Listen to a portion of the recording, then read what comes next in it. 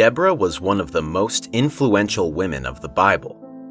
As a prophetess and judge, Deborah was said to hear God's voice and share God's words with others. As a priestess, she did not offer sacrifices as the men did, but she did lead worship services and preach. Judge Deborah was one of the rulers of the Hebrews and the only female leader in the Old Testament.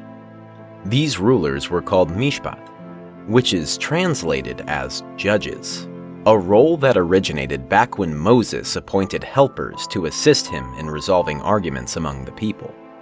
Judges sought guidance from the Lord by praying and meditating before proclaiming their ruling on a matter. Many of the judges were also thought of as prophets who articulated a word from the Lord. Deborah would sit under the palm tree between Ramah and Bethel in the hill country of Ephraim, and the Israelites would line up for her to rule on a matter. She is known for her wisdom and courage, and is the only woman of the Old Testament who is known for her faith and action, not because of her relationship to her husband or another man. Deborah was a faithful Israelite leader who was inspired by the Lord. Her people had stopped keeping the Lord's commandments, and the Canaanites ruled over them. After 20 years, the Israelites began to pray for the Lord's help. The Lord heard their prayers. He told Deborah to gather an army of Israelites to fight against the Canaanites.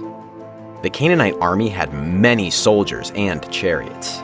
This made the Israelite army afraid, but not Deborah. She knew the Lord would help them. Barak was the leader of the Israelite army. He did not want to fight, but he thought that if Deborah went with the army, the Lord would protect them. Deborah agreed to go. She prophesied that a woman would defeat Sisera, the leader of the Canaanite army. The Israelite army gathered on a mountain, and the Canaanites gathered in the valley.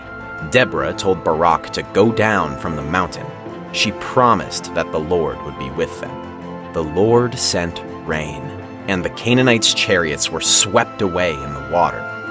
Many Canaanites were drowned in the river, but Sisera ran away. A woman named Yael lived in a tent nearby. She saw Sisera running and told him to hide in her tent. Yael knew that he was the leader of the Canaanite army and killed him so that he couldn't hurt any more people. Deborah's prophecy came true. Sisera was defeated by a heroic woman.